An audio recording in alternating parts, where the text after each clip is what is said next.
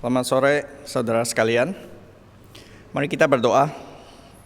Bapa dalam surga, kami minta kepadamu ya Tuhan, ketika Engkau mengumpulkan kami sebagai umat-Mu ya Tuhan, supaya kami boleh menyadari hidup kami sangat terbatas, hidup kami adalah milik-Mu, hidup kami adalah kesempatan demi kesempatan yang masih Tuhan berikan, supaya kami boleh memakainya untuk melayani Tuhan, memakainya untuk mendengarkan firman Tuhan, memakainya untuk mengenal Engkau ya Tuhan. Kiranya Tuhan pakai sehingga setiap hidup kami ketika kami membawanya ke dalam altar-Mu ya Tuhan pada sore hari ini, kami siap untuk diubahkan, kami siap untuk dibaca oleh firman-Mu, kami siap untuk dikoreksi. Dan kiranya Tuhan yang memakai perenungan firman pada sore hari ini boleh membawa kami melihat kasih karunia Tuhan. Terima kasih Bapak, di dalam nama Tuhan Yesus kami berdoa dan bersyukur. Amin. Saudara, hari ini temanya adalah tentang wrestling with God, bergulat dengan Allah ya.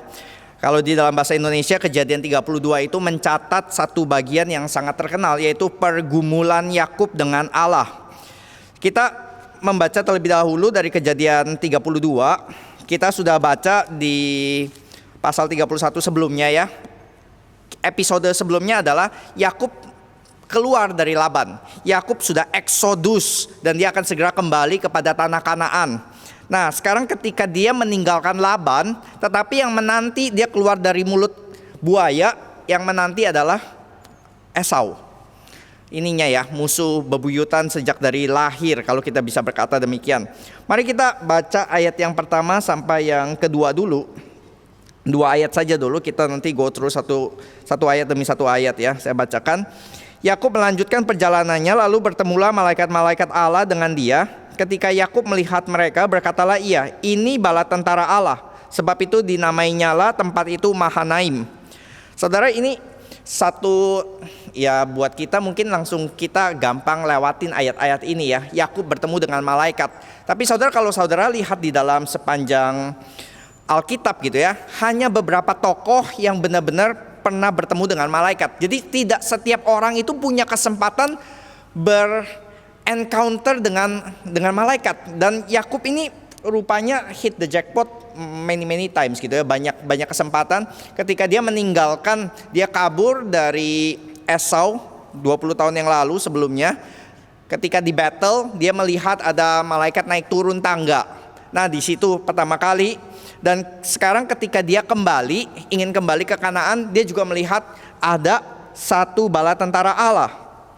Nah, ini yang menjadi ini nanti ya, kita lihat ya. Yang satu itu untuk mempersiapkan Yakub ketemu dengan Laban. Nah, kalau di sini adalah mempersiapkan Yakub untuk bertemu dengan Esau. Dan nanti pasal 32 ini ditutup dengan Yakub sekali lagi bertemu dengan bukan hanya bala tentara malaikat, tapi dengan satu malaikat Tuhan yang nanti bergulat dengan dia. Jadi dua pertemuan dengan bala tentara Allah di sini ya, dengan malaikat-malaikat dan juga dengan bergulat dengan satu malaikat, itu yang menjadi frame, yang menjadi bingkai dari pasal 32 ini. Nah, saudara, kita lihat di sini ya, saudara. Dikatakan ketika Yakub bertemu dengan bala tentara malaikat ini menghiburkan bagi Yakub, karena dia seakan-akan diberikan satu konfirmasi bahwa Allah tetap menyertai dia. Ketika dia dikejar-kejar, dia kabur, Allah memberikan konfirmasi, aku akan menyertai kamu dan aku akan membawa kamu kembali ke tanah ini. Tapi di sini sekali lagi tidak ada kata-kata, hanya penampakan begitu ya, hanya melihat bertemu dengan malaikat-malaikat Allah. Tetapi kita juga bisa lihat ya, setidaknya ini kalau di dalam Mazmur 34 ayat 7 ya, coba saya bacakan Mazmur 34 ayat 7. Ini adalah bentuk pemeliharaan Tuhan, bentuk penyertaan Tuhan kepada umatnya, bentuk perlindungan Tuhan ya. Dikatakan malaikat Tuhan berkemah di sekeliling orang-orang yang takut akan dia, lalu meluputkan mereka. Kecaplah dan lihatlah betapa baiknya Tuhan itu. Berbahagialah orang yang berlindung padanya. Nah, di sini kita bisa dapat satu sense ya, Yakub dilindungi oleh Allah ya, ketika dia akan menghadapi satu bahaya besar bertemu dengan Esau. Dan di ayat 3 sampai yang ke-6 saya baca lagi ya. Sesudah itu Yakub menyuruh utusannya berjalan lebih dahulu mendapatkan Esau kakaknya ke tanah Seir, daerah Edom. Ia memerintahkan kepada mereka, beginilah kamu katakan kepada tuanku, kepada Esau, beginilah kata hambamu Yakub. Aku telah tinggal pada Laban sebagai orang asing dan diam di situ selama ini 20 tahun. Aku telah mempunyai lembu sapi, keledai, kambing domba, budak laki-laki, perempuan, dan aku menyuruh mereka memberitahukan hal ini kepada tuanku supaya aku mendapat kasihmu. Kemudian pulanglah para utusan itu kembali kepada Yakub dan berkata, kami telah sampai kepada kakakmu, kepada Esau, dan ia pun sedang di jalan menemui engkau diiringi oleh 400 orang. Saudara, ini ya, kalau kita lihat geografinya saudara, dari Haran, dari tempatnya Laban, dia akan pulang ke Kanaan. Itu bisa aja dia mengambil jalan memutar, dia nggak harus lewat tempatnya Edom, tempatnya Esau nggak harus gitu ya. Jadi sebenarnya kalau Yakub pengen memutar gitu ya, pengen cari jalan pintas gitu ya, nggak usah ketemu dengan kakaknya lagi, itu bisa saudara. Cuman sepertinya di sini ya, Yakub itu harus menghadapi kenyataan ketika dia akan pulang ke tanah perjanjian, kepada janji Allah Bapa kepada dia, maka dia harus menghadapi apa yang dia sudah lakukan sebelumnya itu. Dia harus deal with the ghost of his past gitu. Dosa masa lalunya, hantu masa lalunya. Dan ketika dealing dengan Esau di situ ya, dia kirim ya, dia sudah dengan gesture yang sangat positif sebisa mungkin gitu ya. Dia suruh hambanya kirim dan katakan kepada Esau, tuanku Esau, hambamu Yakub. Padahal di sini kita lihat ya, si Yakub sudah punya harta yang begitu besar, dia milioner gitu. Tapi dia datang dengan sikap hati merendah, dia dengan sikap hati yang positif, dan dia berkata, ini aku tinggal Laban 20 tahun, ya seakan-akan aku bukan ngumpet atau menghindar daripadamu gitu. Aku punya kambing domba, lembu, saya punya banyak harta ini, saya tidak akan jadi beban ketika pulang ke tanah Kanaan. Dan supaya aku mendapat kasih karuniamu, dia seakan-akan berkata, ya sudahlah, yang lalu biarlah berlalu. Dia ingin settle ini. Dia nggak bisa tenang 20 tahun ya, itu pernah melakukan salah, dia menipu kakaknya, dia menipu papanya, dan dia, ya saya rasa ya, hati nuraninya tidak akan pernah tenang sampai dia benar-benar menyelesaikan ini. Lalu kita diajak bertanya-tanya ya, kira-kira apa yang menjadi responnya Esau ya. Nah, narator itu tidak banyak tulis, dan bahkan tidak ditulis satu kata pun responnya Esau. Hanya ditulis adalah dia sedang on the way bersama dengan 400 orang. Wah saudara, silent itu mengerikan ya kadang-kadang ya. Silent itu mengerikan saudara. Kalau kita dapat ancaman atau dapat apapun, setidaknya kita jelas ini. Yang paling mengerikan dari COVID-19 itu kan silent ya. Kita nggak benar-benar bisa tahu. Kalau misalnya cacar itu kita lebih tenang menghadapinya karena kita tahu ininya, gejalanya gitu. Maksudnya nggak usah rapid, nggak usah ngambil darah, nggak usah swab test. Kita bisa meneliti dari kulit tubuh ini kena atau nggak kena gitu. Tapi kalau silent itu kan membuat Yakub bertanya-tanya, apa ya? Ini 400 orang ini bikin pesta besar untuk menyambut saya dengan sorak-sorai, atau 400 dengan tentara, bala tentara. Kita nggak dikasih tahu, tapi setidaknya Yakub langsung gentar, dikatakan ayat ke-7. Maka sangat takutlah Yakub dan merasa sesak hati, dan maka dibaginya lah orang-orang yang bersama-sama dengan dia kambing domba, lembu sapi, untanya menjadi 2 pasukan. Nah, karena dia ingat akhir kali perkataannya Esau sebelum mereka berpisah apa? Saya akan bunuh adikku itu karena dia menipu aku. Jadi ini ya, terakhir kali ditutup dengan satu ancaman, dan sekarang ketika akan bertemu lagi, ya kita bisa expect bukan untuk menyambut dengan bahagia rupanya ya. Maka respon Yakub adalah, oke, sekarang kita akan bagi keluarganya menjadi 2 pasukan, sebab pikirnya jika Esau datang menyerang pasukan yang satu sehingga terpukul kalah, maka pasukan yang tinggal akan terluput. Ya, don't put all your eggs in one basket. Jangan kumpulkan semua telur di dalam satu keranjang. Jadi dia setidaknya kalau kita tidak bisa menghindari kecelakaan besar ini, setidaknya kita minimize loss-nya, kita minimalisasi korbannya gitu. Setidaknya ada satu ke sini, kalau dikejar ke arah situ, yang satu bisa melarikan diri. Ya, ini satu rencana yang cukup baik setidaknya di sini ya, meminimalisasi korban. Kemudian berkatalah Yakub. Jadi yang dilakukan oleh Yakub di sini adalah dia dia merencanakan, dia bikin strategi, dan yang kedua adalah dia berdoa. Dan sepertinya Alkitab itu ingin menampilkan dua hal ini, bukan salah satu yang harus kita pilih. Oke, kita bikin strategi nggak usah berdoa, atau enggak kita berdoa tapi nggak usah bikin strategi. Setidaknya di sini kita melihat Yakub melakukan keduanya. Dia bikin strategi, sudah sesuai dengan strategi yang dia pikirkan. Nah, sekarang dia menyerahkannya kepada Tuhan. Mari kita lihat apa sih isi doanya Yakub ya, di ayat yang ke-9. Maka berkatalah Yakub, ya Allah nenekku Abraham dan Allah ayahku Ishak, ya Tuhan Yahweh yang telah berfirman kepadaku, pulanglah ke negerimu serta kepada sanak saudaramu, dan aku akan berbuat baik kepadamu. Jadi Yakub memulai doanya dengan apa? Dengan addressing God, dengan berkata kepada Tuhan, ya Tuhan, Engkau yang memimpin nenekku Abraham, kakekku Abraham gitu ya. Abraham, Engkau yang memimpin Ishak, dan Engkau yang sudah berfirman untuk pulang. Saya pulang dari Laban nih, siapa yang suruh? Engkau Tuhan. Dan Engkau yang sudah berbuat baik kepada aku. Nanti dia ditutup kembali juga dengan, ya Engkau yang berbuat baik kepadaku juga. Dan dia lanjutkan, sekali-kali aku tidak layak untuk menerima segala kasih kesetiaan yang Engkau tunjukkan kepada hambamu.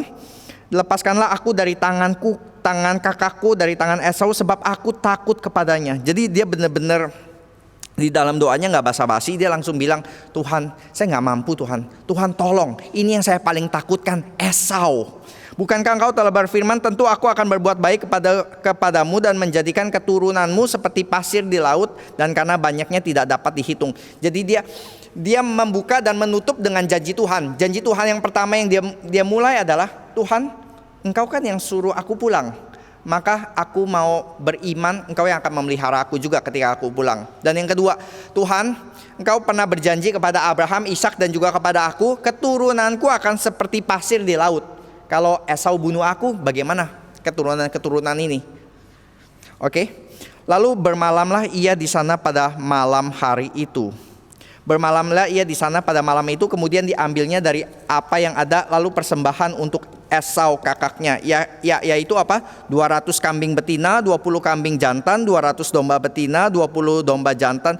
Saudara kalau lihat ininya ya, listnya ya, banyak banget hadiah-hadiah yang disiapkan buat Esau. 200 domba, 200 kambing yang jantan, yang betina. Lalu yang jantan 20. Wah, jadi yang jantan 1 dapat 10 ya, poligami kambing dan domba. 30 unta yang sedang menyusui, terus ada lembu betina, 10 lembu jantan. Jadi totalnya itu ada 550 binatang, saudara, yang diserahkan kesemuanya itu kepada budak-budaknya untuk dijaga. Tiap-tiap kumpulan tersendiri, ia berkata kepada mereka, berjalanlah kamu lebih dahulu, jagalah supaya ada jarak antara kumpulan yang satu dengan kumpulan yang lain. Diperintahkan kepada yang paling muka, nanti kalau kamu ketemu Esau, bertemu dengan engkau, tanya, ini siapa tuanmu? Maka kamu bilang kepada mereka ya, ini milik hambamu Yakub. Ini persembahan yang dikirim kepada tuanku Esau, dan Yakub sendiri pun ada di belakang kami. Dan dia bilang itu kepada rombongan-rombongan yang lain. Ada perdebatan ini 3 rombongan atau 7 rombongan, tapi yang pasti ini strategi apa, saudara? Kirim hadiah untuk mulai meredahkan. Misalnya kalau si Esau itu penuh amarah gitu. Kita nggak tahu, saudara. Selama 20 tahun itu Esau apakah sudah memaafkan Yakub, atau dia makin marah, atau bagaimana?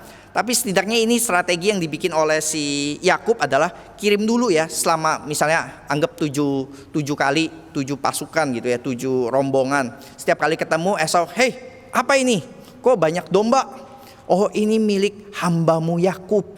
Hamba Yakub itu adikku. Iya, dia mengaku dirinya sebagai hamba. Dia merendahkan dirinya kepada tuanku Esau. Lalu ini untuk apa? Untuk hadiah. Wah, dapat hadiah. Selama 7 kali begitu ya. Saudara, kalau nggak kelepert-kelepert gitu ya, ini agak susah ya. Dapat hadiah bertubi-tubi begitu. Dan katakan, Yakub ada di belakang kami. Si Yakub yang selalu mau jadi utama, sekarang dia menempatkan dirinya di paling belakang gitu. Dan kamu harus mengatakan, Yakub sendiri ada di belakang, sebab pikir Yakub, baiklah aku mendamaikan hatinya dengan persembahan yang diantarkan lebih dahulu, kemudian barulah aku akan melihat mukanya, mungkin ia akan menerima aku dengan baik. Jadi persembahan itu diantar lebih dahulu, tapi ia sendiri bermalam pada malam itu di tempat perkemahannya. Pernah ada satu kejadian saudara, di mana seseorang juga marah besar dan membawa 400 pasukannya dan hendak membunuh orang-orang yang dia tuju yang melukai hatinya, yaitu Daud.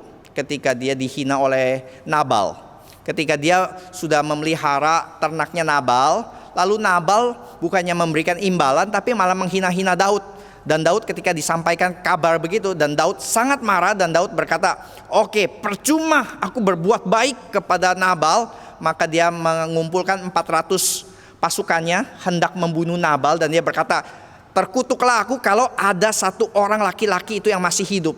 Tapi rupanya di tengah jalan ada yang menggagalkan rencananya Daud. Siapa? Abigail ya, istrinya si Nabal ini. Lalu dia membawa banyak makanan dan dia berlutut dan dia mencegah Daud melakukan tindakan tersebut gitu. Nah, sekarang ini kita masuk ke poin yang menjadi penekanan hari ini, yaitu pergumulan Yakub dengan Allah. Ayat 22, pada malam itu Yakub bangun dan ia membawa kedua istrinya, kedua budaknya perempuan dan ke-11 anaknya menyeberang ke tempat penyeberangan sungai Yabok. Sesudah itu ia menyeberangkan mereka, ia menyeberangkan juga segala miliknya. Lalu tinggallah Yakub seorang diri dan seorang laki-laki bergulat dengan dia sampai fajar menyingsing. Saudara, ini ada, saya sampai sekarang kalau baca bagian yang ayat 22, 23 itu nggak benar-benar bisa jelas. Maksudnya komentari juga terbagi banyak begini. Ini saudara, misalnya ya, Yakub itu datang dari arah sebelah sini. Lalu Yakub dengan pasukannya di sini. Lalu dia bilang dia menyeberangi sungai. Dia menyeberangi sungai gitu ya. Dia menyeberangi sungai. Dikatakan menyeberangi sungai lalu tinggal seorang diri. Nah, ada dua interpretasi, yaitu yang pertama adalah mereka ini di sini, rombongan-rombongan binatang sudah menyeberang lebih dahulu, sudah menemui ini. Lalu dia malam hari itu juga, ini malam-malam ya saudara. Jadi ini menyeberang sungai yang agak berbahaya. Dia membawa istri-istrinya dan anak-anaknya menyeberangi sungai ini ke lebih dekat dengan Esau. Untuk apa? Ya, bisa dijelaskan adalah supaya jarak antara dia terima hadiah-hadiah tadi dengan jarak ketemu ini ya, rombongannya Yakub tidak terlalu jauh, sehingga masih moodnya masih bagus gitu. Itu tafsiran yang pertama. Atau yang kedua adalah mereka sudah di sini, sudah dekat, tapi si Yakub sekarang karena takut keluarganya itu nanti diserang, maka dia seberangkan kembali ininya, keluarganya, anak-anaknya ke sini. Setidaknya nanti kalaupun diserang oleh Esau, dia ada kesulitan untuk menyeberangi sungai ini. Dan ketika dia sudah menyeberangi semua istri dan anak-anaknya, maka dia menyeberangkan juga segala miliknya, lalu tinggallah Yakub di sini. Nah, berarti dia jaga badan sendirian di sini ya saudara. Saya lebih cenderung pilih yang kedua begitu. Walaupun dua-duanya bisa dimengerti karena nggak terlalu jelas gitu ya di dalam hal ini. Tapi saya bisa mulai mengerti begini saudara. Coba saudara bayangkan kalau misalnya Yakub ya, waktu mau pulang ke Kanaan dan istrinya bertanya, wah pulang kampung ya, saya belum pernah loh ke rumah mertua gitu. Mama mertua masih hidup gak ya, papa mertua masih hidup gak ya? Wah nggak tahu juga, karena nggak bisa WA kan ya, nggak tahu gini. Tapi nanti along the way kita bakal ketemu koko gua dulu loh gitu. Oh iya, koko lu kayak gimana ya? Koko gua besar, tinggi, merah, berbulu gitu. Oh iya, hubungan kalian baik. It's complicated gitu ya. It's complicated gitu.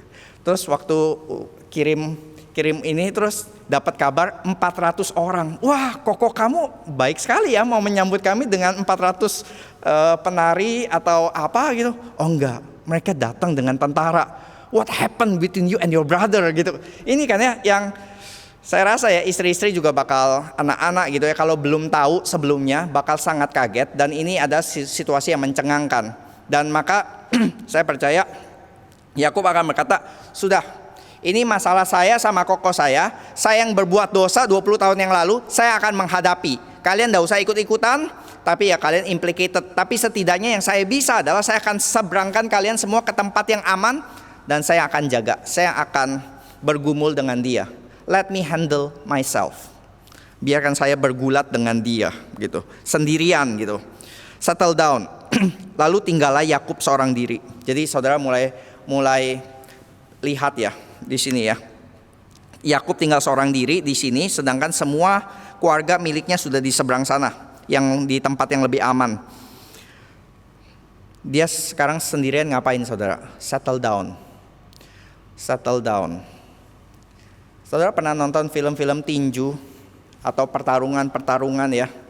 Kalau seorang petinju yang menghadapi defining battle gitu, battle yang match of the moment gitu, match of the century gitu.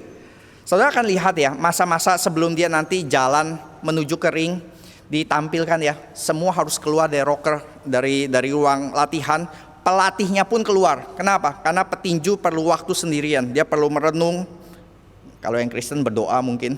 Kalau yang nggak Kristen dia perlu fokuskan. Ini adalah saya nggak boleh lagi fokus tentang kredit rumah, nggak boleh lagi fokus tentang hal-hal yang lain. Hanya fokus kepada this battle. Dan bagi Yakub itu dari lahir udah fighter, saudara. Kalau Mitsubishi kan slogannya born to run ya. Kalau Yakub itu born to fight. Sepanjang dikatakan dari kandungan pun sudah fight sama Esau. Waktu keluar pun masih pegang lututnya Esau gitu. Lalu sepanjang pergulatan dia gulat dengan Esau, dia tipu Esau, dia tipu papanya. Terus baru dia pergi ke Laban, baru ketemu lawan yang lebih sepadan gitu. Ketemu dengan Laban, dikerjain sama Laban, tapi dia bisa kerjain balik. Dan sekarang dia kembali ke sini harus menghadapi Esau. Saudara, setiap fighter itu punya lawan abadinya, boleh dibilang gitu ya, lawan puncaknya gitu. Misalnya ini ya, kalau Mike Tyson gitu. Nah itu lawan puncaknya itu Evander Holyfield misalnya di situ. Terus nanti ya pembalap ada juga ya, saya nggak hafal gitu. Tapi di situ ya saudara, dari lahir itu sudah tahu gitu. Dia sudah dilahirkan dengan fighting spirit. Esau dilahirkan dengan fisik yang kuat. Jadi Esau bisa mendapatkan apa yang dia mau dengan kekuatan. Tapi Yakub berbeda. Dia mendapatkannya bukan dengan kekuatan, dia mendapatkan itu dengan strategi. Dia mendapatkan itu dengan otak, bukan dengan otot. Dia mendapatkan hak kesulungan, mendapatkan berkat dengan menipu. Dan sekarang dia mempersiapkan for the final battle, menghadapi Esau, seorang diri. Tapi benarkah seorang diri? Dia sedang berpikir, dia sedang fokus nanti akan menghadapi Esau. Kalau Esau datang, saya akan tantang one by one dulu misalnya ya. Tapi ternyata di locker room itu ada satu orang yang mengajak dia gulat. Tiba-tiba ada seorang laki-laki bergulat dengan dia sampai fajar menyingsing. Kok ceritanya beda gitu ya? Kok ada yang ngajakin gulat dulu, ini siapa ini gitu? Ada breaking news di sini. Dan ngajak gulat, saudara. Saudara pernah nonton gulat atau mixed martial art atau UFC, saudara? Gulat itu salah satu olahraga pertandingan yang benar-benar beda dari pertandingan lainnya ya. Kalau misalnya balapan itu ya udah semua menuju kepada satu finish yang sama. Mereka nggak saling face to face. Gulat itu face to face, saudara. Dan juga one by one. Dan juga bukan pakai anggar, ada senjata jarak jauh atau menembak, bukan. Tapi ini benar-benar by force, hand to hand combat gitu. Dan bahkan bukan cuma hand to hand ya, body to body. Dan itu benar-benar menguras tenaga sekali, yang benar-benar kalau salah teknik sedikit itu bisa dicekek, dipelintir dan berdarah-darah. Violent lah saudara kalau nonton. Saya pertama kali nonton gitu ya, dulu itu yang paling suka ini, yang mempengaruhi saya itu Pendeta Eko. Pendeta Eko tuh nontonnya begituan. Nontonnya mulai dari tinju, MMA, terus dia hafal semua nama-nama itu ya. Sering keluar di khotbah pula gitu. Dan waktu saya nonton, aduh ini pendeta tapi kok suka nonton berdarah-darah ya. Kurang cinta kasih gitu kalau dalam hal menonton gitu. Dalam hal pilihan sportnya kok kayaknya kurang penuh tampal pipi kiri berikan pipi kanan, nggak ada gitu kan ya. Itu langsung hajar kiri kanan itu. Kalau saya kan hobinya itu biliar, saudara. Biliar itu sangat manusiawi dan sangat kekeluargaan, bahkan main biliar itu membangun relasi bahkan, karena sambil nunggu sambil ngobrol-ngobrol, bisa konseling bahkan gitu ya. Dan mukulnya gantian. Bahkan bisa kasih ya lu pukul 2 kali pun nggak apa-apa gitu. Tapi gulat nggak ada, saudara. Yang namanya gulat itu very violent. Jadi kayak tadi begitu ya, berdarah-darah dan benar-benar itu tonjoknya itu sekuat tenaga sampai bisa geger otak, bisa patah tangan. Dan saya melihat sekarang kok saya suka ya gitu ya, terpengaruh. Dan saya dapat jawaban, ternyata Yakub dan Allah juga gulat kok. Jadi dapat pembelaan, dapat justification. Dan saya lihat banyak hamba Tuhan di GRI bukan cuma suka nonton, suka melakukan. Pendeta Romi itu kan petinju ya, saudara. Pak Lim Kokhan itu atlet judo. Dan Vikaris Jack di sini juga konon pernah tendang itu sampai patah, saudara. Jadi jangan main-main dengan Vic Jack Kawira di sini. Dan pendeta Ivan kononnya juga menguasai Wing Chun ya. Jadi saudara jangan macam-macam juga dengan pendeta Ipvan, bukan Ipman ya, Ipvan gitu. Jadi banyak di sini ya hamba-hamba Tuhan tuh yang ya mungkin karena fighting reform sih ya di sini, fighting spirit, fighting reform. Dan kalau kita nonton semacam begini ya, ini tuh gulat, saudara. Nggak ada gulat yang semalam-malaman tuh nggak ada, saudara. Saudara kalau nonton UFC, MMA, itu gulat itu 2 menit aja itu sudah sangat mengerikan. Itu bisa patah tangan, bisa benar-benar luar biasa sakitnya gitu. Dan ini kalau ini bergulat semalam-malaman, saudara, itu artinya apa, saudara? Ini artinya adalah sama kuatnya. Karena kalau satu kuat banget, satu enggak, kalau gulat itu gampang. 10 detik pun habis dia. 20 detik pun habis dia. Tapi kalau ini semalam-malaman berarti sama kuatnya. Model kayak Captain America bilang I can do this all day. Berdua-duaan, sama kuatnya. Tapi apakah benar sama kuatnya? Enggak, saudara. Ini Allah bergulat dengan Yakub. Memangnya tikus bisa menang lawan badak? Dan boleh dibilang ngapain badak bergulat dengan tikus? Kisah pergumulan Yakub dengan Allah ini mungkin kita mesti tanya dulu ya. Ngapain sih Allah bergulat dengan Yakub gitu? Allah pencipta alam semesta itu gulat dengan manusia.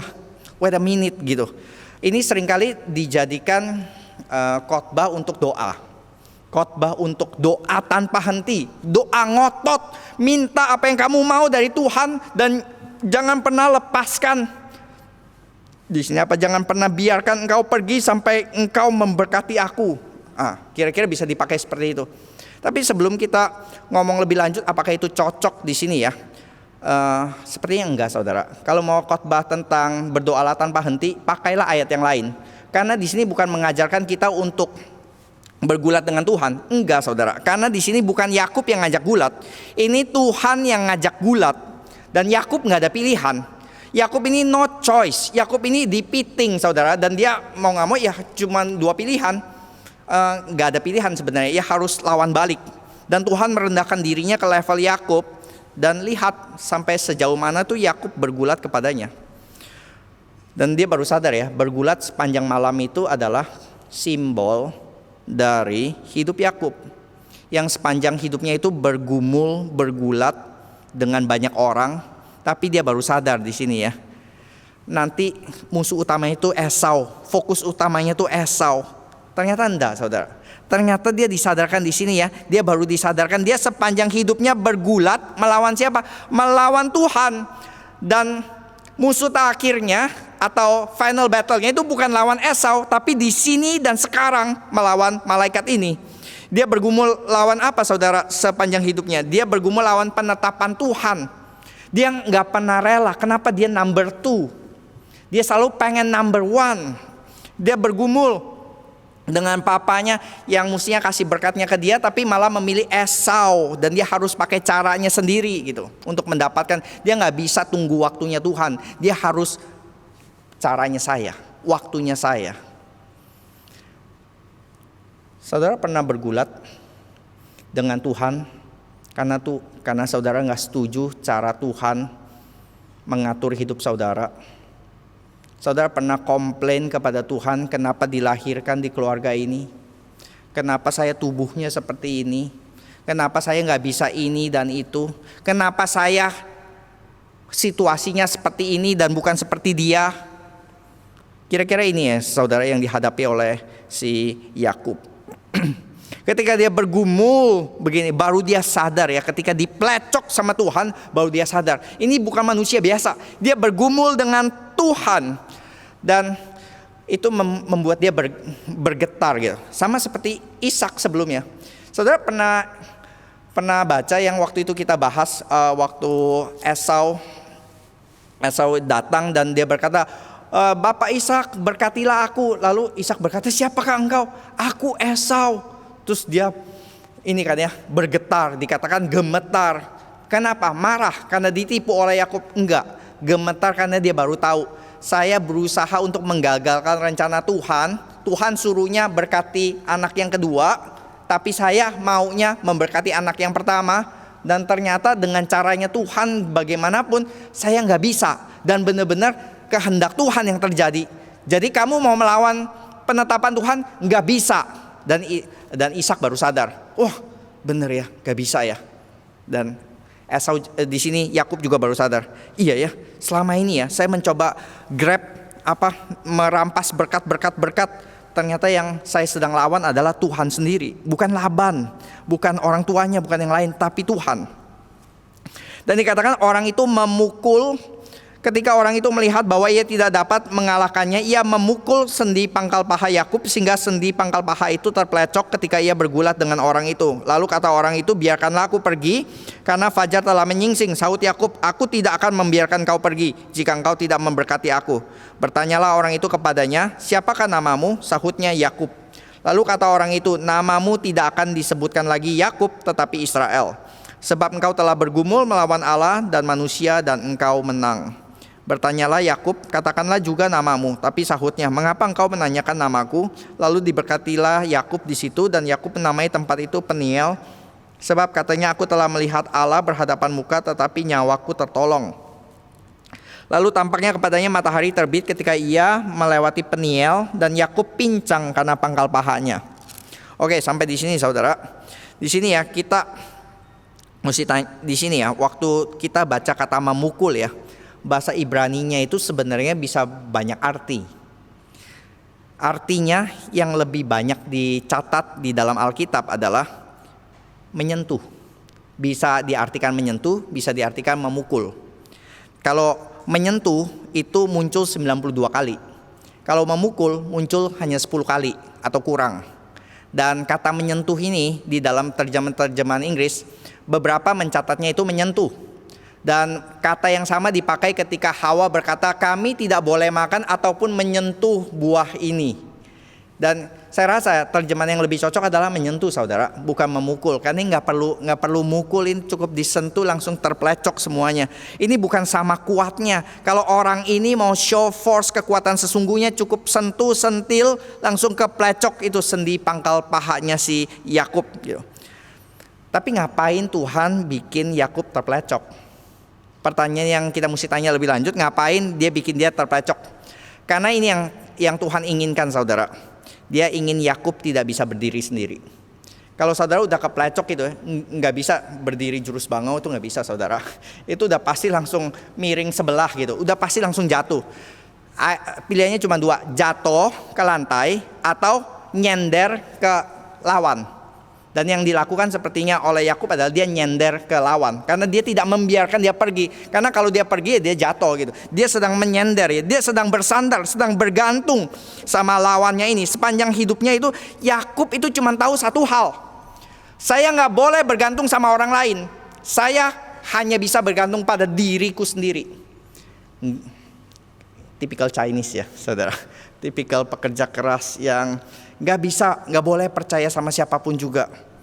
Dan di sini saya rasa pengalaman-pengalaman pahitnya sepanjang hidupnya itu ngerti kita kenapa Yakub demikian. Karena dia anak yang kurang dicintai papanya gitu. Kurang dicintai papanya. Dia nggak bisa bergantung sama papanya. Dia mungkin sudah dengar dari mamanya gitu ya. Sebenarnya kamu tuh anak yang Tuhan mau untuk diberkati. Kamu anak perjanjian tuh kamu, bukan Koko. Ya tapi kan papa sayangnya Koko. Iya tapi tenang. Nanti intinya adalah berkat Tuhan turunnya kepada kamu. Berkat kesulungan, berkat semuanya itu turun kepada kamu. Tuhan sudah janji kepada kamu. Tapi ternyata ya papa gak dengerin katanya papa di surga. Dan mau memberkati Yakub, jadi memberkati Esau. Jadi dia gak bisa tuh percaya sama papa. Percaya sama mama dong. Mama kan yang sangat sayang kepada Yakub kan. Ya kamu tipu papa pakai itu ya, pakai jubahnya Esau, pakai bulu domba segala macam. Nanti kalau saya dikutuk gimana? Jangan takut, mama yang tanggung kutukan kamu gitu. Oke maju. Ternyata setelah melakukan itu, siapa yang tanggung dosanya? Tetap si Yakub. Yang diusir keluar siapa? Tetap Yakub gitu. Gak bisa bersandar pada papa, gak bisa bersandar pada mama. Bersandar pada paman Laban, jangan harap gitu ya. Bersandar pada istri, jangan harap gitu. Jadi dia bisa berharap sama siapa saudara? Sepanjang hidupnya ya, gak ada yang dia bisa harapkan, gak ada yang bisa dia cantoli gitu. Jadi dia sepanjang hidup tuh belajar satu hal, jangan percaya sama orang lain, jangan bergantung sama orang lain. Saya harus bisa mengusahakannya sendiri gitu. Gak ada Tuhan-Tuhanan, gak ada yang namanya doa. Percaya sama Tuhan itu religion itu adalah itu clutch buat orang lumpuh gitu ya. Gak usah, kita bisa dengan kekuatan kita. Lalu Yakub terbiasa bertarung untuk mendapatkan yang dia mau. Sampai apa? Sampai dia mendapatkan sparring partner yang sebenarnya. Sampai dia terplecok gak bisa apa-apa. Baru apa setelah dikatakan memegang erat-erat bersandar. Untuk pertama kalinya ya, Yakub itu bersandar kepada seseorang. Dan biarkan aku pergi, saut Yakub, aku tidak akan membiarkan kau pergi jika engkau tidak memberkati aku. Oh, ini kalimat yang Tuhan sudah pengen dengar puluhan tahun dari mulutnya Yakub, tapi gak pernah keluar saudara. Karena Yakub selalu cari berkatnya di tempat yang lain. Cari berkatnya itu dari orang lain, tapi bukan dari Tuhan. Dan saudara kalau baca doanya Yakub, saudara kalau teliti, Yakub baru pertama kali doa itu tadi di ayat ke-10. Sebelumnya tidak pernah dicatat oleh narator dia berdoa kepada Tuhan. Baru setelah dia dipepet 400 orang, baru dia berdoa sama Tuhan. Baru dia bergumul sama Tuhan. Baru dia bersandar sama Tuhan. Kita banget ya saudara. Tunggu kepepet baru doa. Baru kepepet baru bergantung sama Tuhan. Kenapa sih baru sekarang gitu? Ya ini Yakub ditaklukkan oleh kebergantungannya. Karena orang sombong itu gak akan pernah berdoa, setidaknya doa dengan jujur, bergantung sama Tuhan kalau dia gak dipepet sampai ke ujung jurang. Kalau dia gak dipepet sampai ke tembok gitu. Saudara, kita pernah mendengar orang-orang yang kisah pertobatannya itu benar-benar harus dipatahkan dulu, diplecok dulu, itu baru dia mau dengar firman Tuhan.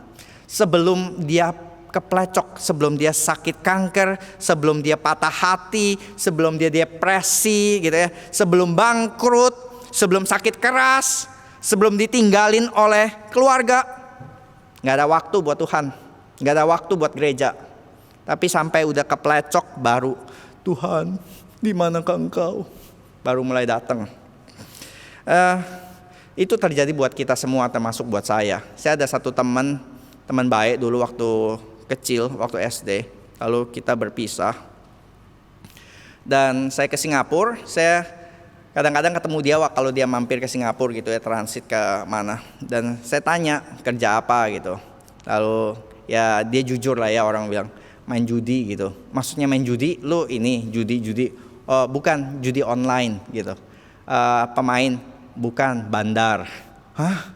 Bandar judi? Iya. Terus dia kan tahu saya hamba Tuhan kan ya. Iyalah, gue tau lah, lu pasti bakal suruh gue berhenti kan, Her, gini-gini. Iyalah, udah jelas lah. Lu kapan mau berhenti? Kenapa sih lu nggak bisa cari yang ini? Iya, gue udah tahu sih, ini salah, Her.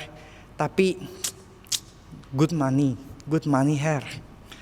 Dan susah ya, kalau udah masuk susah keluar tuh, gitu. Jadi setiap kali nanti datang lagi ke Singapura, saya tanya lagi, gimana? Ya, udah kurangin sih, tapi ya masih gitu. Nggak bisa keluar, saudara. Sampai kapan saya akhirnya balik ke Indonesia, masuk STT, terus satu kali ketemu dia, dan dia sudah jadi Kristen, melayani di gereja. Saya tanya, what happened? Istri gua kanker, Her. Dan gua sakit gagal ginjal. Terus dia sekarang mesti cuci darah berapa kali, 3 kali seminggu. Kenapa ya? Gue bilang, kenapa sih lu mesti diplecok dulu baru begitu? Iya ya, kenapa ya mesti gini dulu baru benar-benar bertobat? Ya, itulah kita Yakub zaman ini gitu. Gulat itu ya saudara, pernah gak sih diajak gulat sama Tuhan? Diajak gulat itu, ya sekali lagi ya, gulat tuh beda dengan biliar. Biliar itu masih bisa sambil ngopi, masih bisa sambil ngobrol-ngobrol. Gulat itu nuntut fokus total, saudara. Nggak ada yang gulat itu sambil ngecek WA tuh, nggak ada, saudara. Di itu pun dia nggak bisa sambil hello, nggak ada. Dia benar-benar 100% tuh fokusnya kepada lawan. Seluruh perhatian kepada lawan gulat, nggak ada mikir hal-hal yang lain, nggak bisa sambil-sambil. Jadi kalau kita masih bisa ada waktu untuk cari teman curhat, kita masih bisa untuk nyambil-nyambil yang lain. Itu bukan momen pergumulan pengalaman gulat. Gulat itu benar-benar between you and your God, between saya dan Tuhan. Sudah, nggak ada orang lain, nggak ada pihak ketiga. Antara saya gulat dengan Tuhan dan benar-benar bergumul, Tuhan maunya apa Tuhan? Saya nggak bisa terima Tuhan. Dan itu yang dialami oleh Habakuk. Kemarin saya khotbah pernikahan. Saya pimpin pernikahan gitu, satu couple. Dia pilih ayat temanya dari Habakuk 3, saudara. Yang sekalipun pohon ara tidak berbunga, pohon anggur tidak menghasilkan buahnya, ladang tidak menghasilkan hasil, tapi aku akan bersorak-sorai di dalam Tuhan. Saya bilang, yakin pilih ayat ini.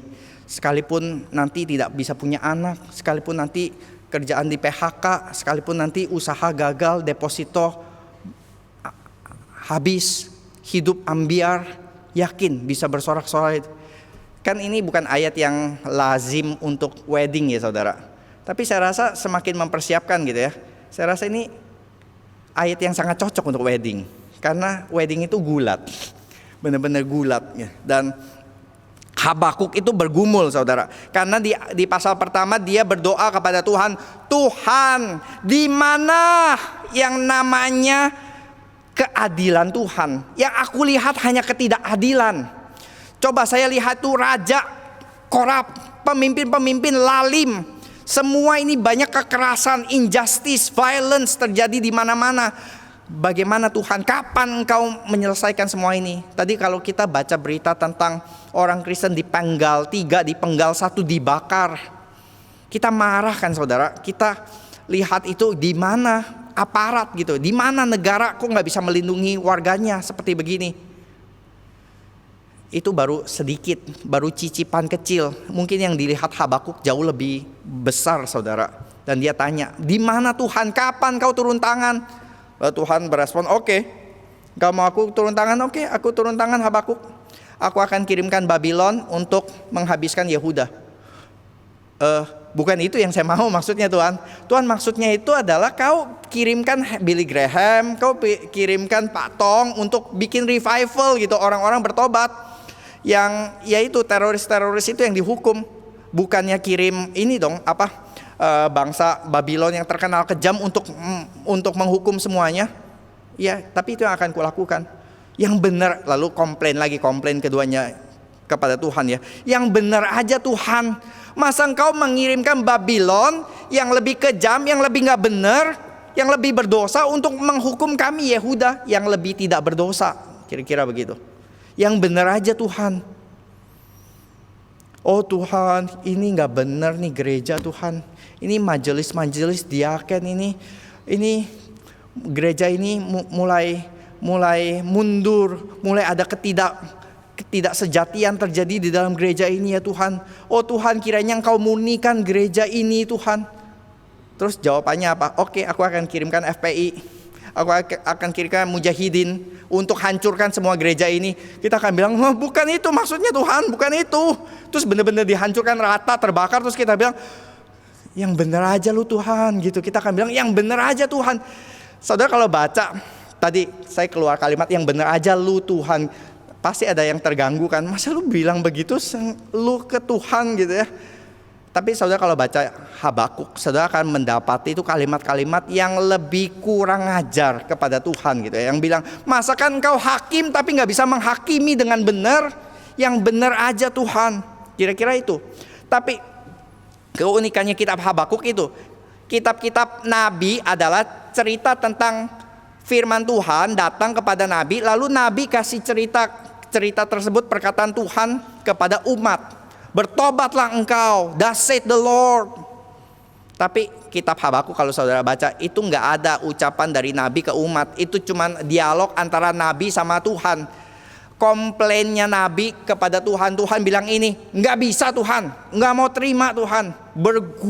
Bergulat dengan Tuhan gitu ya. Habakuk dengan Allah bergulat terus menerus sampai pasal ketiga. Kalau saudara UFC kalau udah kepiting udah menyerah gitu ya, nyerah. Oke, saya ngerti sekarang. Sekalipun pohon ara tidak berbuat, aku percaya yang engkau tentukan ini yang terbaik. Tapi dia bisa begini bukan tanpa pergulatan itu saudara. Karena sekarang saudara yang terjadi adalah responnya kalau kita melihat ketidakadilan, kita melihat kesulitan, respon bisa terbagi dua. Yang satu ya respon orang sekuler, orang dunia. Tuh betul kan? Gak ada banyak imoralitas segala macam. Ya memang Tuhan gak ada. Kalau Tuhan baik, di mana Tuhan? Kalau ini terjadi ya berarti Tuhan gak ada gitu. Ini ya dunia kita yang ngatur lah gitu ya. Jangan ngarep-ngarepin Tuhan. Atau yang kedua, responnya orang beragama, konservatif, tradisional. Habakuk, banyak komplain kau ini. Masa kau ngomong tak sopan itu sama Tuhan, begitu-begitu. Sudah diam kau. Orang yang beragama itu mengucap syukur all the time. Kita ditindas, ucap syukur. Gereja kita dibakar, ucap syukur. Jangan komplain-komplain sama Tuhan. Minta Tuhan ini ada gak boleh itu. Jadi orang Kristen yang baik tuh yang mana? Yang mengucap syukur setiap saat. Yang komplain-komplain kurang rohani. Nabi Habakuk, nabi kurang rohani ini, banyak komplain gitu. Tapi saudara, kesamaannya apa saudara dua hal ini? Dua-duanya tidak bergumul dengan Tuhan. Dua-duanya itu tidak one to one, face to face dengan Tuhan. Dua-duanya itu punya teori masing-masing. Mereka bisa diskusi teori, bisa diskusi doktrin, bisa keluarkan teologi-teologi. Tapi mereka tidak bergulat dengan Tuhan face to face. Dan ini yang dilakukan Habakuk. Dia face to face dengan Tuhan. Aku gak bisa terima Tuhan. Lalu setelah bergumul baru dia bisa terima. Tapi bukan tanpa pergumulan, bukan tanpa gulat tadi. Dan saya rasa kita di sini ya, kita bahaya ya saudara. Di gereja Reform Injili ini kalau saudara cukup lama di sini, kita mendapatkan begitu banyak teologi, begitu banyak doktrin. Saudara ikut speak gitu ya, dihajar berkali-kali dengan doktrin dari predestinasi, dan segala sesuatu bisa dijelaskan dengan teologi. Saudara ngalamin apapun ada doktrinnya gitu ya. Saudara punya masalah apa di dalam hidup, oh saya begini-gini, datang ke pendeta, ini doktrin predestinasi, sudah dipredestinasikan kamu itu memang lahir dari keluarga begini gitu. Kamu punya masalah di dalam pernikahan, ya ini doktrin, ya doktrin ini ya, pemeliharaan Tuhan. Selalu ada doktrinnya untuk menjelaskan. Tapi kita jangan-jangan saudara tidak banyak waktu atau tidak punya waktu untuk bergulat dengan Tuhan, bergumul dengan Tuhan sampai Tuhan jangan biarkan aku lewat dari masalah ini, kalau engkau tidak memberkati aku. Jadi ini pertanyaan berikutnya ya saudara. Waktu ditanyakan ya, siapakah namamu? Yakub. Ini pertama kali Yakub ditanya siapakah namamu di Alkitab. Dia menjawab apa saudara? Akulah Esau, anak sulungmu. Dia nggak pernah mau mengaku dirinya Yakub. Pertama kali dia mengaku dirinya sebagai Esau. Nanti waktu dia mengungsi ke Haran, waktu ditanya oleh si Rahel dan Laban, aku adalah anaknya Ribka. Jadi selalu identitasnya siapanya siapa. Tapi dia nggak pernah mau mengaku aku adalah Yakub, yang artinya adalah si penipu itu. Maka ketika kita bergulat dengan Tuhan, hal pertama yang Tuhan akan nyatakan kepada kita adalah, who are you? Who is your name? Siapa namamu? What is your problem, istilahnya kalau di situ ya. Saya Yakub, si penipu. Dan prinsip konseling pertama adalah orang itu harus ngaku dia punya masalah, baru dia bisa keluar dari masalah. Masalahnya setiap dari kita itu gak suka ngaku masalah. Kita itu seperti Yakub, sepanjang hidupnya itu belit gitu ya, U-turn gitu. Kita selalu bisa menyembunyikan dosa-dosa kita, selalu kita bisa menyamarkan kita punya tabiat buruk kita itu dengan nama-nama indah. Dan kita bisa muter-muter itu. Kamu korupsi ya? Oh enggak, ini namanya uang administrasi gitu. Kita bisa menyembunyikan dengan segala justification. Tapi deep down kita tahu itu dosa gitu. Dan ketika bergulat dengan Tuhan, hal pertama yang Tuhan minta adalah who are you? What is your name? Akuilah dosa-dosamu. Di hadapan Tuhan kalau saudara gulat, saudara bisa menutupi dosa. Saudara bisa puter-puter gitu ya. Saudara bisa buang bom asap ke pendeta atau ke konselor gitu ya, sampai pendetanya rabun-rabun gak ngerti ini apa sih gitu. Saudara bisa muter-muter dengan kalimat-kalimat teologis. Tapi kalau saudara sedang bergulat one on one ke Tuhan, yaitu gak usah sembunyi, gak usah tutup pakai daun, karena dia bisa lihat segala sesuatu. Come straight, saya Yakub, saya penzina, saya si pengecut, saya si apa gitu ya. Saudara bisa katakan nama tersebut di hadapan Tuhan. Karena dia dokter yang operasi kita bisa jujur kepada dia. Karena kita tahu dia operasi kita, dia hajar kita, dia potong kita, bukan untuk matikan kita, tapi untuk kesembuhan kita. Dan ketika kita bilang nama kita ya, yang sesungguhnya Yakub, namamu tidak akan lagi disebutkan Yakub, tetapi Israel. Dan ganti nama di Alkitab itu selalu mengidentifikasikan satu arah yang baru, satu misi yang baru, satu nature yang baru. Dan dikatakan apa? Oke, katakanlah namamu. Tapi sautnya enggak. Mengapa engkau menamakan namaku? Lalu diberkatilah Yakub di situ. Nah, di sini kita bisa lihat si Yakub ya. Yakub itu minta namanya Tuhan. Dan kalau kita kaitkan dengan Keluaran pasal 34 ya, minta nama Tuhan itu minta kemuliaannya Tuhan. Dia pengen seperti Musa gitu yang bilang show me thy glory. Jadi memang si Yakub ini orang yang selalu cari berkat gitu. Dia mau lebih dan lebih dan lebih lagi. Orang yang memang nggak bisa inilah ya, nggak bisa lihat ada kesempatan gitu, ada cuan harus diambil gitu ya. Ada kesempatan, ada berkat selalu harus diambil. Dan ya itu bukan berarti salah ketika arahnya selalu salah sebelumnya, tapi sekarang dengan arah yang baru dia menginginkan hal-hal rohani baginya gitu. Dan dia menginginkan kemuliaan Tuhan sekarang for the first time. Dia menginginkan wajah Tuhan. Dan Yakub menamai tempat itu Peniel, artinya adalah wajah Tuhan. Sebab katanya aku telah melihat Allah berhadapan muka, face to face, tetapi nyawaku tertolong. Ini saudara, pengalaman bergulat dengan Tuhan itu pengalaman face to face with God. Pengalaman face to face, mendekat gitu ya. Gulat itu dekat, near encounter. Dan saudara, jangan melihat aku berjumpa dengan Tuhan itu pengalaman seperti di pantai sambil minum tequila. Enggak saudara. Pengalaman misalnya kalau ada pendeta berkata aku berjumpa dengan Tuhan ketika aku sedang shaving gitu ya, ketika aku sedang sikat gigi. Come on, itu bukan pengalaman berjumpa dengan Tuhan gitu ya. Kalau benar-benar berjumpa Tuhan dengan jarak dekat, face to face, itu pengalaman yang saya suka ini, satu terminologinya, both terrifying and intimate. Pengalaman yang sangat intimate, yang sangat intim, dekat, tapi juga sangat terrifying, sangat mengerikan nih. Ini saudara, pengalaman yang saudara pengen tapi takut.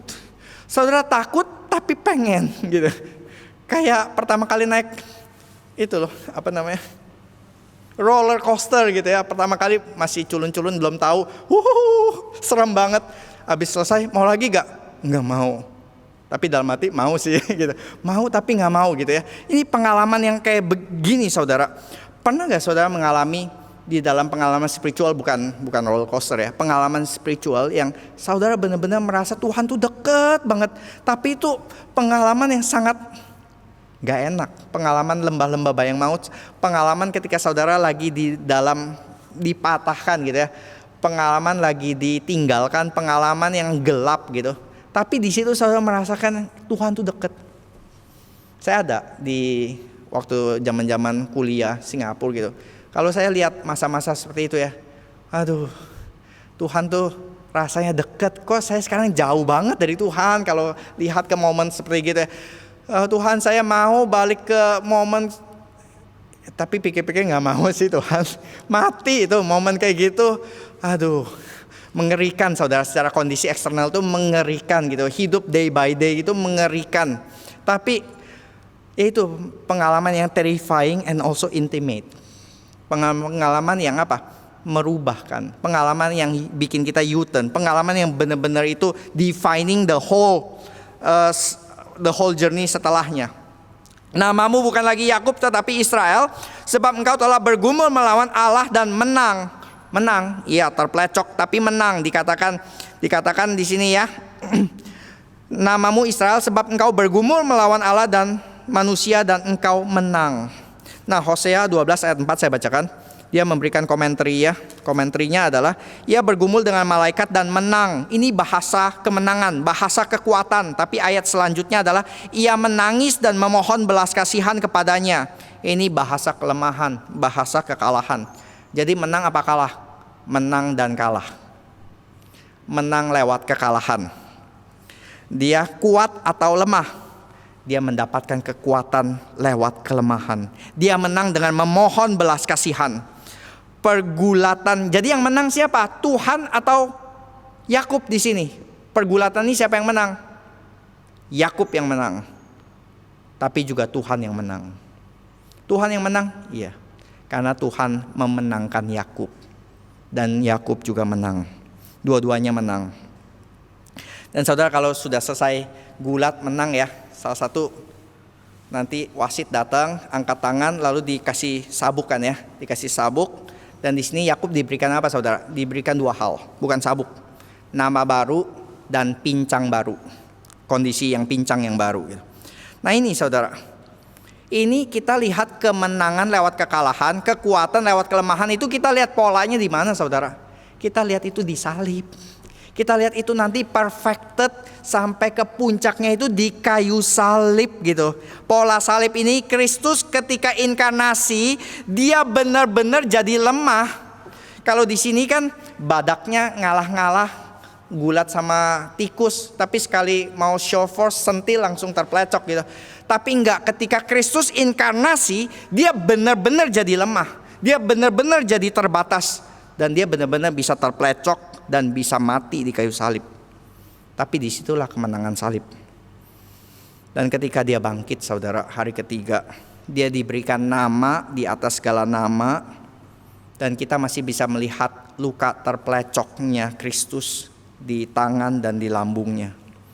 Oleh karena itu ketika kita di dalam Kristus saudara, kita mendapatkan kekuatan, kita pasti mendapatkan kemenangan. Tapi lewat apa?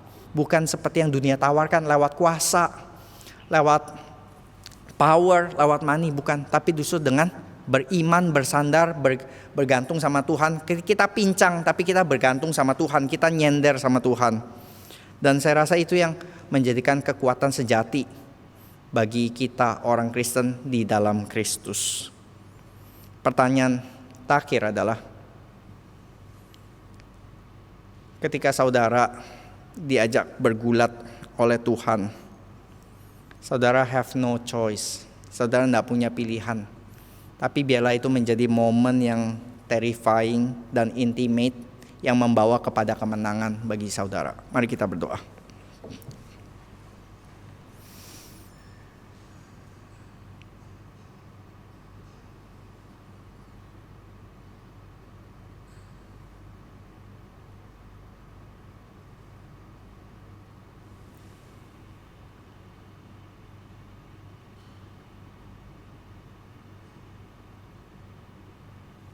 Biarlah waktu sunyi ini boleh menjadi waktu saudara face to face, muka dengan muka menghadap kepada Tuhan dan menyatakan di dalam doa-doamu.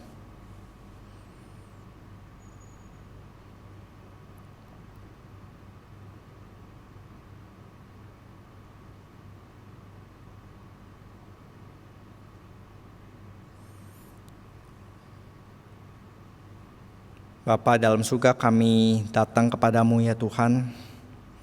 Kami lebih suka hanya membahas khotbah ini ya Tuhan, dibandingkan kami harus melakukannya. Karena kami secara natur manusia berdosa, kami tidak suka datang ke hadapan-Mu. Karena di hadapan-Mu kami ditelanjangi dosa-dosa kami. Kami melihat kebobrokan kami. Kami melihat betapa kami tidak menginginkan Engkau dan hal-hal yang rohani ya Tuhan. Kami lebih mencintai diri, kami lebih mencintai dunia, kami lebih mencintai apapun juga selain Engkau. Karena itu kami tidak suka datang ke hadapan-Mu ya Tuhan. Tapi biarlah khotbah hari ini ya Tuhan mengingatkan kami hidup di hadapan-Mu ya Tuhan. Sadar atau tidak sadar, kami selalu berada di hadapan-Mu. Cuman kami yang selalu memalingkan wajah kami. Karena itu biarlah hari ini kami memalingkan wajah kami kepadamu ya Tuhan. Karena disitulah mulai terjadi transformasi. Disitulah kami boleh mendapatkan pengharapan, kami boleh diubahkan. Karena disitulah juga kami boleh semakin melihat pola salib. Kami boleh mendapatkan kemenangan namun lewat kekalahan.